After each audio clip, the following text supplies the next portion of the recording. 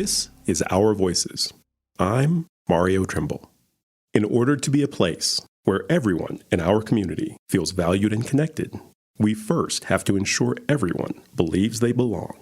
These are Our Voices, a joint podcast production from the Colorado and Denver Bar Association's Equity, Diversity, and Inclusivity Joint Steering Committee. Our Voices shines a light on the unique stories, experiences, and backgrounds of our member leaders so that we can help each other walk together. Scott LaBarre is an accomplished litigator who attributes his success in part to his disability, blindness. Since 1998, Scott LaBarre has owned and operated the LaBarre Law Offices PC, specializing in employment law, disability rights, Social Security claims, estate planning, Randolph-Shepard Act cases, and business law. Prior to that, he was general counsel for the National Federation of the Blind, or NFB, of Colorado, where he specialized in laws affecting the blind and disabled.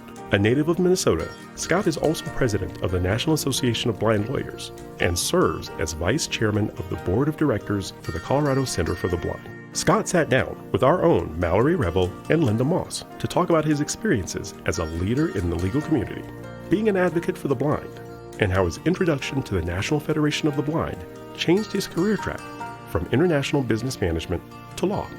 And if you listen closely, Scott may even reveal his secret vice manifested during the pandemic. Please enjoy this engaging interview with Scott LaBarre. Hello, everyone, and welcome to Our Voices. Thank you so much for listening to our podcast today. I'm Linda Moss. I'm a family law attorney with Coombe, Curry, Rich, and Jarvis, and I'm here with Mallory Rebel, who's a criminal attorney with Foster, Graham, Milstein, and Kalisher. And today we have the distinct pleasure of interviewing Scott LaBarre of the LaBarre Law Offices. Scott, welcome to our podcast, and thanks so much for speaking with us today. Hello, and thank you so much for having me on your podcast. I am honored to be here. Scott, we're so happy to talk with you today. And as you may or may not know, our podcast is all about you. So what we want to do today is just talk to you about who you were, who you are, and who you're going to be. So let's start with who you were. Where were you born? I was born in St. Paul, Minnesota, and grew up in a suburb of St. Paul called Woodbury, where my parents still live. Do you have any siblings? Yes, I have one brother. He's younger. I'm 52 as of this recording, and I don't know when this will go out, but I assume I'll still be 52. My brother is younger. He lives now in Duluth, Minnesota, with his wife. So that's my brother.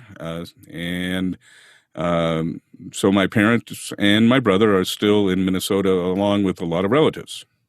But you didn't want to be in Minnesota anymore?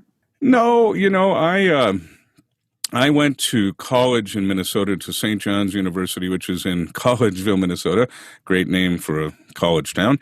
Then I went to the University of Minnesota Law School, and I graduated in 1993, and I moved to Baltimore, where I worked for a little over a year at the headquarters of an entity called the National Federation of the Blind. Then I moved here to Colorado in 94 when a job opportunity came up. And honestly, I've never wanted to move from Colorado.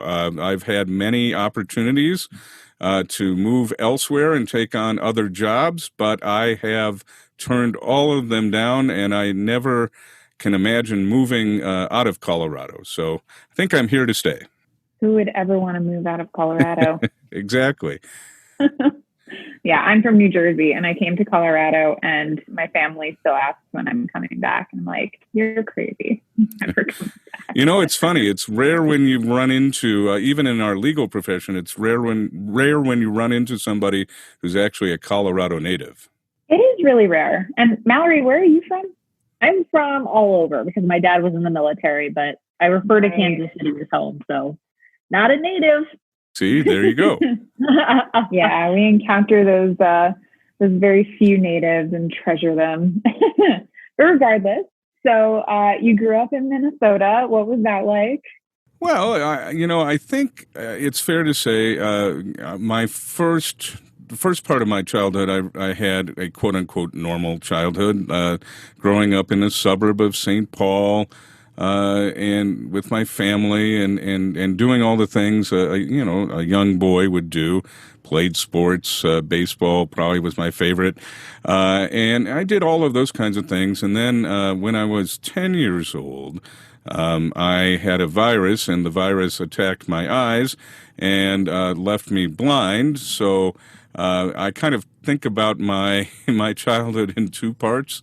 One is the part just growing up as a quote-unquote normal kid, and then going blind. And at the time, I went blind, I had, I think, all of the same stereotypes and misconceptions about what being blind means. And so I thought it was a real tragedy that I wouldn't really be able to do much at all with my life, that I would be poor, that I would have to rely on the charity of others. And the reason that I thought that is I remember very distinctly, the various popular television shows of the time, and every time they displayed somebody who was blind, that person was poor, that person was selling pencils on a street corner, that person was reliant on the charity of others, and so I thought that's what my life would be. And glad to say that, when I went back to school, I went back to my local neighborhood elementary school, and I got supplemental services there. What do I mean by supplemental services? Well, I learned how to read and write Braille. I learned at that time, how to type on a regular typewriter so I could create print documents. I learned how to get around using a cane, a white cane, and learned how to travel independently.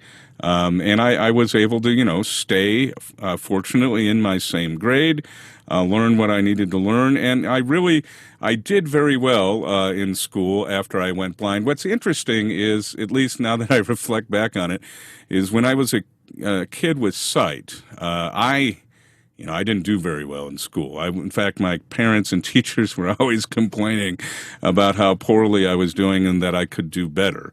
And when I went blind, it really sort of kicked me in the rear end, and I realized, I don't know that I realized it consciously as I think about it now, but something in me kicked in and said, listen, you got to try harder, and you got to show that you can compete. So I became a good student, and I did very well academically, and I did everything I could think to do. I was on the wrestling team in high school, and was very active in student clubs and whatever. And I was trying to demonstrate that, hey, even though I was blind, I could live a normal life. The problem that I had in that time period in my life is that I didn't really know successful blind people.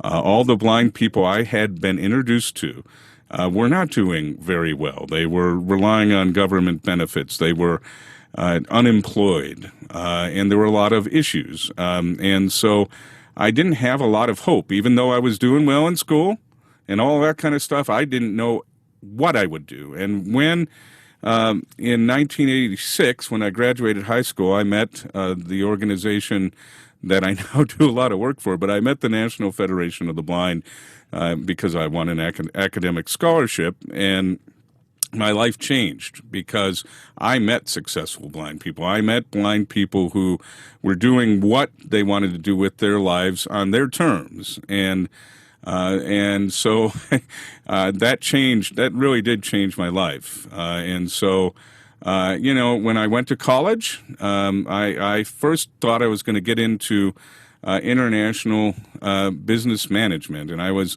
a Spanish major and a business major, and I thought that's what I was going to do. But what I realized is that I had a real tough time. Once I got very advanced in Spanish, I had a tough time getting materials, accessible materials in Spanish. Now, what do I mean by accessible materials? Well, in that day and time, that really meant one of a couple of things: books in Braille, or it meant, getting books on believe it or not, some of these people probably have never seen one of these that are listening right now, but a cassette tape, books on cassettes, or even before that on records, something you call a vinyl record, or even sometimes flexible plastic records. And so that's how I got my stuff. Or I would hire readers, people just to verbally read out loud for me. Usually what I did was sent readers off with my material and a tape recorder and said, here, record this, because invariably what I would do is when I got the tapes back, I would speed them up because I could read and listen a lot faster than what people can actually speak. So anyway, the reason I bring that point up is I was stopped from doing one of the things I wanted to do because I couldn't get those accessible materials. And it really had to do with a legal problem.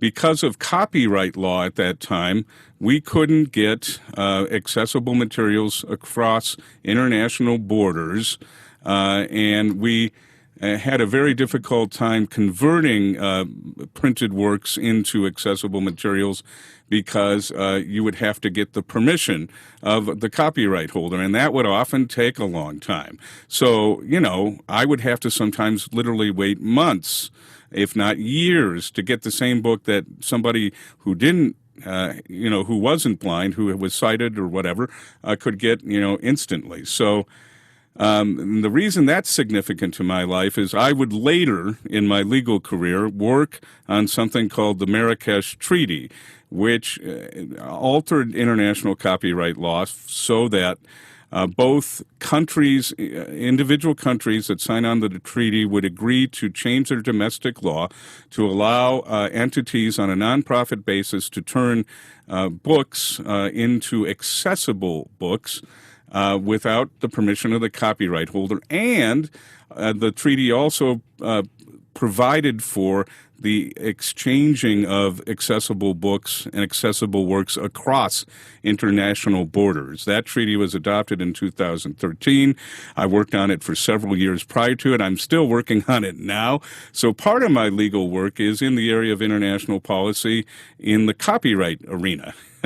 When I did copyright stuff in law school, I never thought I would find a practical use for it, but guess what? So I've been talking for a while, so maybe you have a question. Yeah, it sounds like your passion has kind of taken you to a variety of different legal areas, which is really interesting, that you have, sort of found an area of law that you want to focus on, but at the same time, it's pretty much every area of law that that touches, your main issue. So it sounds to me like you've put a lot of energy and focus into not only finding successful blind people who are role models to you and who can kind of combat that image that I think built up for you as a child of unsuccessful blind people. So how important is it for you to continue finding those role models and also to make yourself a role model for other people? It's critically important because even though we have come, I think, a long way as a society, and even though the Americans with Disabilities Act has been around for 30 years now, it was adopted in 1990, we still have a long way to go. Blind people face an unemployment rate of over 60%.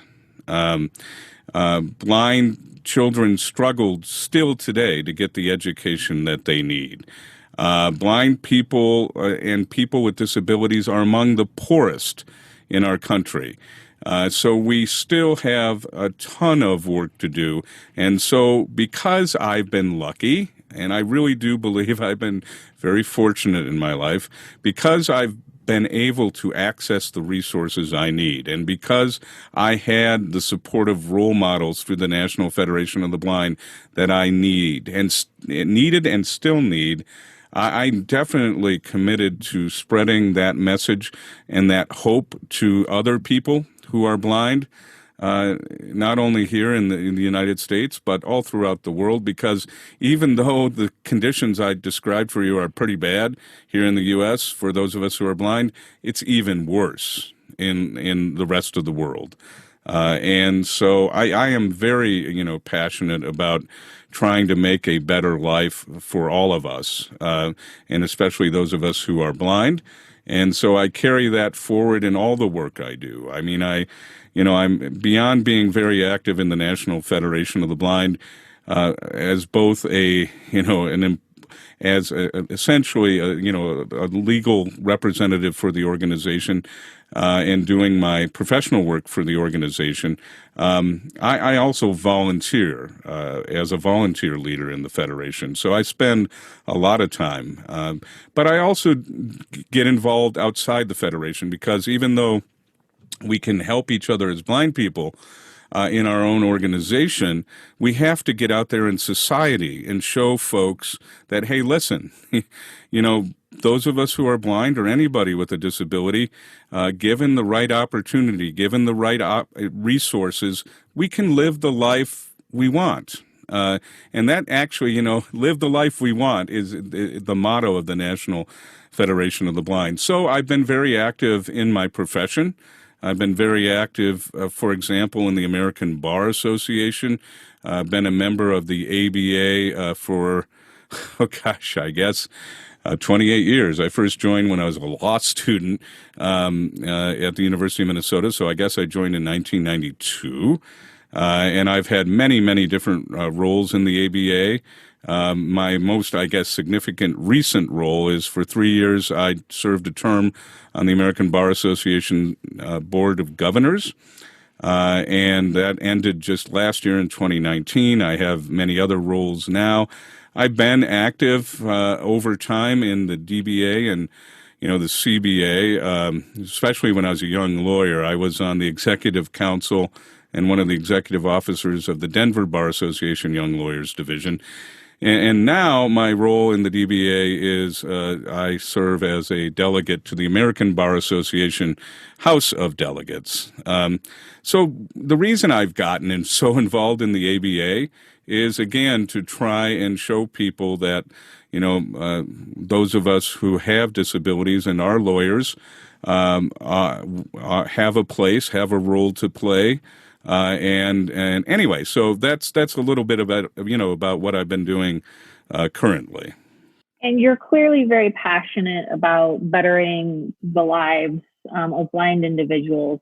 Is that passion what led you specifically to the law? I think it is. I think what I realized in college, and I guess the way that I kicked the tires on the legal profession is I did an internship at a law firm in college and thought, hey, this could be pretty cool. And what I realized about getting a law degree is, you really can do so many things with a law degree. It really is a great sort of liberal arts education that you can apply to so many areas of life. Because in my legal work, I've done everything from litigating cases, taking them to trial, arguing before appellate courts and state Supreme Courts. I've never argued yet in front of the United States Supreme Court, but who knows, maybe someday. But I can do so much more. I can affect policy. As I said, I was involved with this treaty negotiation for the Marrakesh Treaty, and my law degree helped a lot because I could understand the issues, think about them appropriately, write the arguments, and write the language that needed to go into the treaty. It allowed me to do so much, and all of those tools and skills that I learned going through law school and as a lawyer have helped me, be a leader in the National Federation of the Blind and helped me really change a lot of things, I think, for the better. That I was driven to law school because of my involvement, and it has allowed me to, I think, make a difference. And speaking of law school, one of our favorite questions for our guests is, what was your law school experience like? It was good. I mean, now that I reflect on it, it's kind of funny because in college, I was very active and I was a very good student, and I always took more classes than I needed to take, and I was in student government, and I did this and I did that. And what I realized when I first got to law school, was that I kind of was a little burnt out on academics. So I kind of wish I would have taken what everybody now calls a gap year, right? And Mm-hmm. the reason that's funny for me is because I've got an 18-year-old son who's a senior at Cherry Creek High School here in the metro area, and he's talking about, well, I need a gap year, Dad. Well, I don't know if I needed a gap year when I was graduating from high school, but so my son will be graduating in the spring from Cherry Creek, and my daughter is a sophomore there. And anyway, but law school, it was good. It was interesting. I'm not sure, honestly, if I'm the biggest fan of the Socratic method in that way of teaching, and unfortunately, sometimes I thought was a way of shaming some students. But law school really gave me a lot of skills, a lot of information. I wish it would have given me a little bit more knowledge about how to actually practice law. And I know that the current way of thinking is more directed in that direction. But overall, law school was a good experience. And the University of Minnesota, I've got to say, was a really good place to go to law school. I thought we had some really high quality professors, but they supported me in the way I needed to be supported, and to help me be successful. And what I meant by that is, they gave me the support and help that I needed when I needed it, but didn't try to give me too much support or help when I didn't need it. So I found it to be overall a good experience. That's a really interesting point when you say that they gave you the support you needed and they didn't give you too much support. Can you give an example of that, or what do you think that might have looked like? Had you experienced that in previous educational settings? I was fortunate in some ways because when I went to St. John's University in Collegeville, Minnesota, it's a small private liberal arts school, and they didn't have lots of resources for, what many schools call disabled student resource offices or whatever. The beauty of that was that if I knew what I wanted and what I needed, I could get it, and no sort of bureaucratic program of services and aids and other resources were sort of hefted or foisted or forced on me. And I was able to control my education. And so what happens sometimes is when systems, universities, colleges, whatever, create these systems, they kind of create a system where they try to get everybody the same exact kind of assistance, and you're limited to whatever they are providing, and you don't have a lot of control over the services you need or don't need. And my experience at Minnesota was not that way. If I needed some assistance from their Disabled Student Services office, I was able to get it and get it in the way that I needed it. But if I didn't need something, they weren't trying to, force it on me. And that for me, that was a real critical issue because, once you go to work, once you get in the legal profession, there really are no equivalents, if you will, to the Disabled Student Service Office.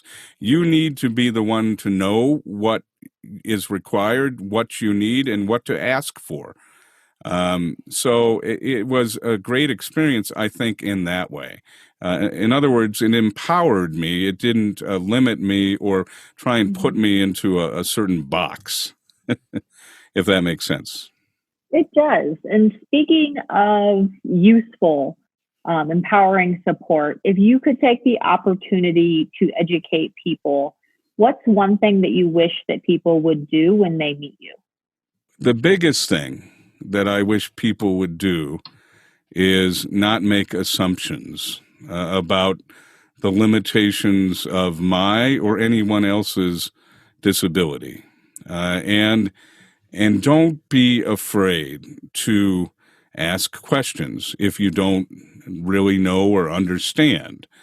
I think the assumption that I always run into is that I need a lot more help with this or that than I really do, or a misunderstanding about the kind of help I really need as opposed to what you think I might need. So the I guess what I'm asking is for people to come to the issue of disability with an open mind and an open heart, and not assume. The biggest thing that I always got being in the legal profession is how are you going to do? You can't do all the reading. You won't be able to keep up with the materials. So therefore, I'm not going to hire you. I can't tell you, what troubles it really was. And when I was going through law school, I was fortunate enough to get into a very good law school. The University of Minnesota Law School is a quote unquote tier 1 law school. And we had firms coming to our campus all the time, big, huge firms, and, medium and smaller ones as well. But, they would come looking for us, and a lot of my colleagues would go to these big firms and get these great opportunities. And so we would have these on-campus interviews, and many times I just remember walking into the door of walking into whatever conference room and sitting down at the table, and they didn't know what to do. It was clear that they were just totally blown away by the fact I was blind, and they really didn't know what questions to ask. And, I never got an offer from any of those large firms. So it's because of the assumptions they made about what my limitations are. And quite frankly, with respect to accessing information, that really, that's not a barrier. We can devise systems and create resources so that blind people and other folks with print disabilities have access to everything, especially in this technological age, because everything now is born digital. And if it is presented in a way that my assistive technology can access it, I can get access to the same information that you can just as quickly. And, I use the main way that I access electronic information is through what's called screen reading software. It's software that takes the printed information and verbalizes it in synthesized speech. In particular, I use something called JAWS for Windows. And with JAWS, I speed it up really fast. I can read documents at 500 words a minute. So if I can get access to that document, then I can read it maybe more efficiently than you can. And the same thing with access to websites and emails and what have you. And there are in the world, literally in the world, what are called World Wide Web content accessibility guidelines, which tell people how to create information technology that is accessible with assistive technology. However, a lot of entities don't do that, and so even though I've got this great technology, I still can't get access. Let me give you a great example of that. If somebody takes an image, takes a document, scans it in as an image, and then sends it to me, I can get the document, but when I open it up, all my JAWS says is, empty document. But if they create the document in the right way, per the accessibility guidelines, then I can take that same PDF, open it, and read it. So anyway, I know I went off on a little bit of a tangent, but... No, that's great information. And I was wondering, has the practice of law for you become markedly easier with the advent of new technology, and what has that looked like for you?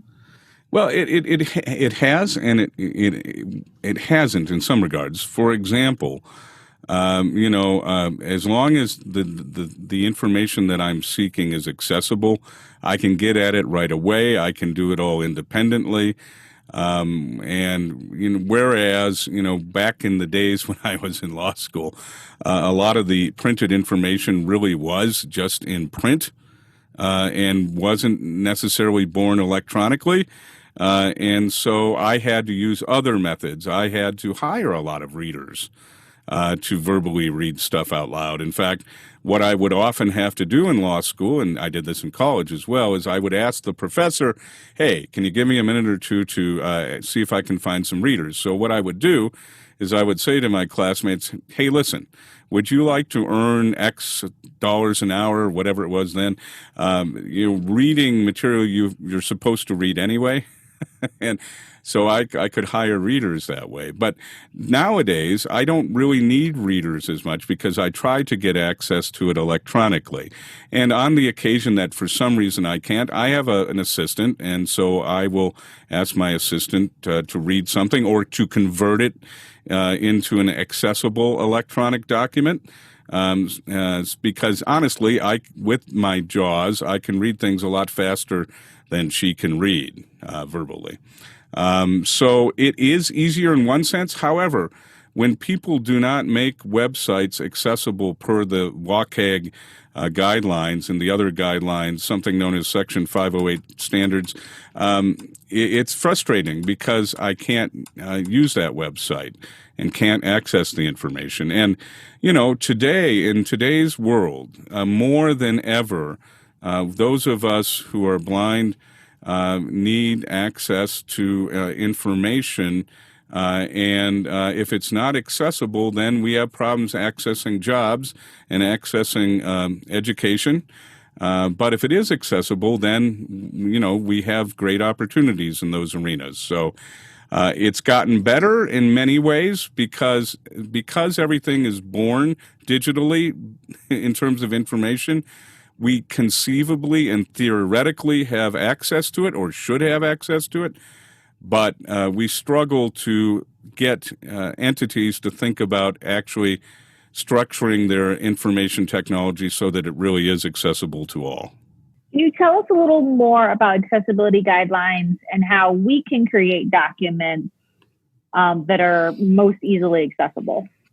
Well, as I say, there are industry standards out there, and so the best way to look for it is really anybody can do Google searches that say something like, how do I create an accessible document? Let me give you a simple example. Okay, so, everybody who creates letters or briefs or whatever, you do it on some kind of word processor. Almost, a huge percentage of the time people do it in Word. And so you create these files, but then what you see happens is somebody takes a brief, let's say, prints it, and then they take that printed document and they literally scan it in as an image and then make a PDF. Because, for example, courts almost uniformly, or a large majority of them, when they want you to file something electronically, they want it in a PDF form. Okay, well, the problem with just scanning the image in is that I'm not going to be able to access it because it's a picture. And my JAWS says this is a picture. This isn't a document. So what people don't understand is straight out of Word, you can convert a Word document directly into PDF. You don't have to print it out and then scan it back in. If you do it that way, then I'm going to be able to access it. So that's a very simple, example of how to do it. It's kind of funny because, usually those of us in society mostly don't pay attention to executive orders coming out of the governor's office. But when this pandemic hit, a lot of us did want to pay attention to those executive orders. And what the governor's office was first doing with those executive orders is printing them out, having Governor Polis sign them, and then they just scanned it in and put it on the website. Well, guess what? I couldn't read those orders. And some of the work I was doing with some of my clients required that I understand the executive orders. So we talked to them. They changed their practice, and now all the executive orders that are up there are perfectly readable and accessible. So that's kind of a long answer to your question. But there are industry standards out there, the WCAG guidelines that I talked about, the Section 508 guidelines, and you can search for those things. Okay, thank you. So 2020 has obviously been a challenge for everyone. Have you faced any particular challenges that may be unique to you? Well, I think we've, faced a couple that are unique to blindness, for example. Just those, inaccessible information, which has been a barrier before the pandemic, but has taken on real importance during it. So that's been one barrier. And then the other interesting barrier has been, with regard to testing. A lot of the testing for the virus is drive up. Well, those of us who are blind, don't drive. We use other means. We get somebody to drive us. We take an Uber, take a Lyft, take public transportation. But during a pandemic, and when you think you might be, potentially sick or having the virus, you don't want to expose others to to the virus. So that's been kind of an interesting challenge. But for me personally, I've had the same challenges everybody else has had. Trying to stay healthy, trying to stay safe, making sure my family is okay and healthy.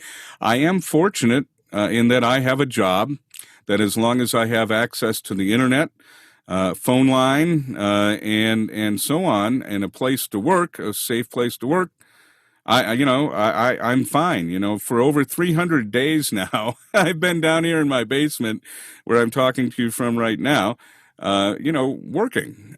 So I've been fortunate in that regard. Before this pandemic, I flew a lot because my clients were all over the country, are all over the country. And I do the international work that I was talking about earlier. And because I've been so involved in the ABA, I traveled a lot for the ABA. Well, it's been over 300 days. I haven't been on a plane. So that's been really weird for me, to tell you the truth. I think my family is pretty sick of me and hopes that the pandemic ends soon so that I'm traveling again. Have you developed any vices in 2020? Vices. Well, I not any real new vices, other than I have spent a lot more time than I ever did before, sort of, on Netflix or Hulu and those kinds of things. So I guess you could say I've wasted my time, rewatching old shows or some new shows, and it's probably not the most productive use of my time, but it's been enjoyable at least. And self-care is important. So I have to ask, what has been your pick for either Netflix or Hulu for 2020? Another guest claimed Tiger King, so you cannot claim Tiger King. I won't, because my pick, and I'm going back a ways, but I, during this pandemic, have rewatched twice all the episodes of The West Wing. That's a show from, I think it started in 1999 and ended in 2006. And so that's been my favorite. Very nice. So we always like to ask our guests kind of what's next for them. Word on the street is you have been a wrestler in your past. Obviously, you're now a lawyer. You've been a treaty maker. What else are you looking to conquer in your life? Wow, that's really a tough question. Ultimately, just continuing to be around as my kids grow up and go off to college, and maybe someday they'll have families of their own. So I guess I would be looking. I someday would like to be a grandpa, to tell you the truth, because then I can do what my parents did to and for my children, and mostly to us by spoiling them. That'll be fun someday. But professionally, I've had lots of different thoughts. To be quite honest with you, as I say, I've been very active in the ABA. So one thing that I continue to consider is, do I want to keep advancing my leadership in the ABA or in a local bar? For example, the American Bar Association has never had a blind president, and I know of no former president of the ABA that had a obvious or a disability that they disclosed. I would guess that the Colorado Bar has never had, a person with a disability as president that I'm aware of. So who knows? Maybe some stuff in bar leadership like that. Maybe I've toyed around with the idea of maybe someday seeking a position on the bench. Which bench? Don't know. I don't know. Those are things that I fool around with in my mind. So that's the future. Something like that. Since you already have put some pressure on your kids today, do either of them have any interest in the law? I know my son doesn't, because all the schools he's trying to get into for college are engineering schools that have engineering programs. In specific, he really wants to go into aerospace engineering. So he's, looking at places like CU Boulder and Cal Poly, and he's applied to all those places. And so I don't think my son will. Now, my daughter is another case. I think there is potential for her to want to go to law school. She seems to have that kind of set of skills and interests academically. And so who knows? What does your family enjoy doing together? Well, I would say that what we've enjoyed during the pandemic, we'll watch movies together or play a lot of different kinds of card games. So that's what we enjoy pandemic times. Otherwise, I think it's fair to say that we've enjoyed traveling as a family. Both, domestically and internationally. My wife is originally from Armenia, so we've traveled as a family back to Armenia a few times. They've enjoyed that. I've enjoyed taking them to various places here in the United States for when I go to an ABA meeting, let's say. They'll come with. They've been with me in New York, Chicago, San Francisco, Seattle, wherever. I would say they definitely have enjoyed that. Those are some of the things we enjoy doing as a family. And another thing that we've really enjoyed over this last year and a half or so is having a puppy. Last May, we got a little Labradoodle named Mocha. So we very much have enjoyed as a family watching Mocha grow up. And it's been great having a pet, a family friend during this pandemic. It really has been wonderful. So dogs have helped so many people through the pandemic. They're the absolute best. Well, Labradoodles are great. She's been an amazing dog. She's been our pandemic puppy. And she's not going to know what to do when we kind of go back to, the before virus times. I traveled a lot, so she wouldn't see me very much. And now she sees me all the time and demands that I play with her. And the same, for the kids and my wife. They've been working, either going to school or working from home a lot. So she's spoiled. I don't know what she'll do when we're not around quite as much. You were just talking about travel. Travel is one of my favorite means of self-care. Can you mention the importance of self-care perhaps in your life, in your practice, and what other means you enjoy? Well, I think it is critically important to engage in activities that help you take care of yourself and give you perspective. And, for me, when I travel, I just really enjoy being in new places, experiencing new restaurants, new locations. And I guess for me, for example, with my bar association work, yes, there's a lot of very important legal work we need to do through the bar association, work to support our profession, work to advocate for change in a lot of areas. But it's the friends, the friends you meet, and being able to see some really good friends a few times a year and spend quality time with them. That is incredibly important to me. And then, the other things that I do, I enjoy reading. So all kinds of different books, from interesting books on the, human brain to, spy thrillers and whatever. I'm reading right now, for example, John Grisham's new book. But I've also, at the same time, kind of going back and forth, been reading President Obama's first volume of his memoirs from being president. So I love reading and that kind of thing. One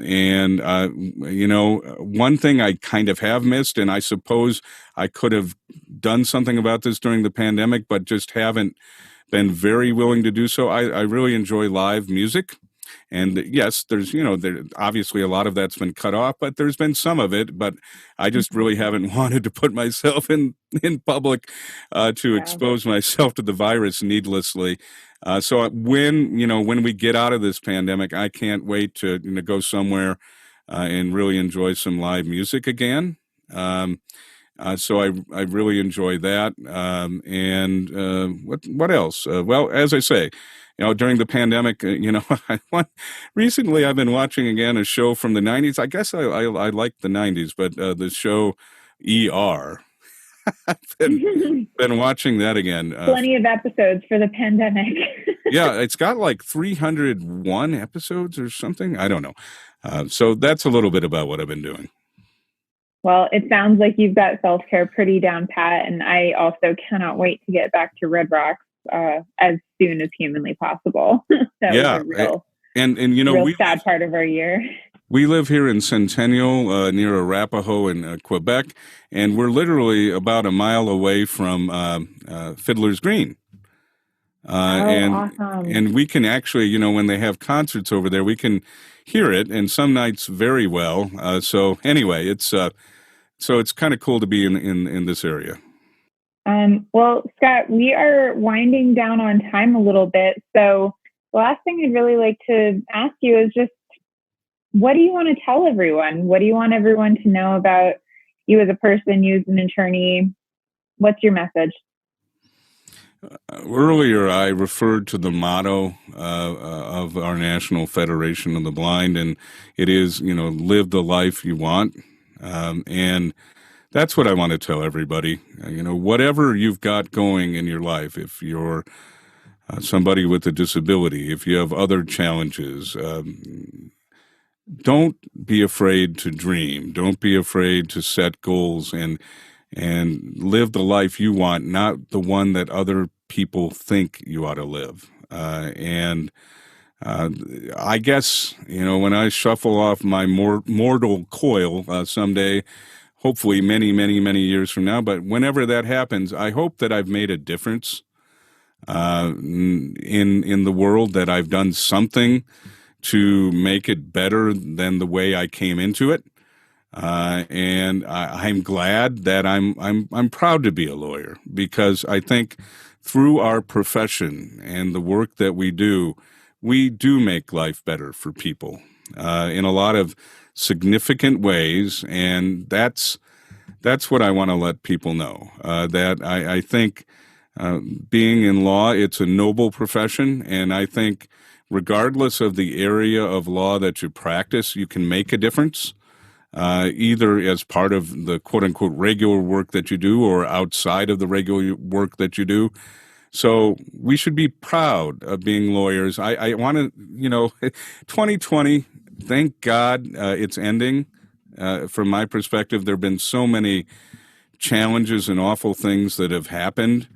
But I would like to think that lawyers have made a big difference in the world during these times of helping create and respect the rule of law. And that's what's keeping our society together. I think, well, I guess I could go in a lot of different directions there, but I do think we have an important role to play, and I'm proud that we have been a part of making sure that the rule of law ultimately prevails. And so those are the things I would like to say, I guess, in conclusion. Awesome. And can you just give us a quick plug for your firm, let everyone know the best way to reach you, and also the best resources for people who are looking for more information? Well, sure. With regard to my law practice, it's LaBarre Law Offices. I have a website, LaBarre Law, L-A-B as in baseball, ARRELAW.com. And the best way to get a hold of me, I think, is simply slabarre at labarrelaw.com. And so that's a little plug for my law practice. As I say, I do a lot of work in the area of employment law, and particularly employment discrimination, disability rights, and that international policy work in the area of copyright law that I mentioned. With respect to blindness, quite frankly, the best resource I can point you to is the National Federation of the Blind, nationally, nfb.org, and locally, nfbco, for Colorado, obviously, .org. So those would be the best resources. Thank you so much, Scott, for speaking with us today and for giving us all of this amazing information about yourself and about the world in general. We really, really appreciate your time and have had such a fun time talking to you. Well, thank you so much. I very much have appreciated the opportunity, and wherever you are out there in the podcasting world, just stay safe and healthy. Thank you so much, Scott. Such a pleasure.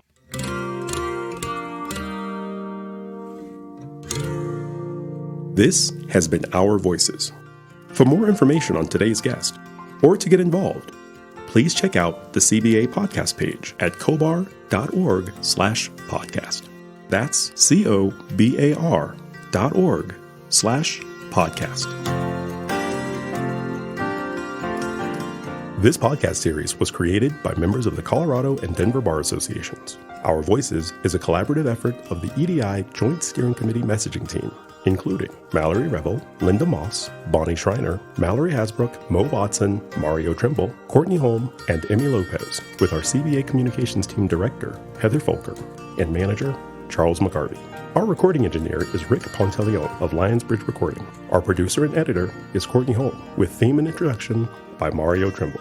This podcast is made possible because of the support of the Colorado and Denver Bar Associations. On behalf of all of us, thanks for listening to Our Voices.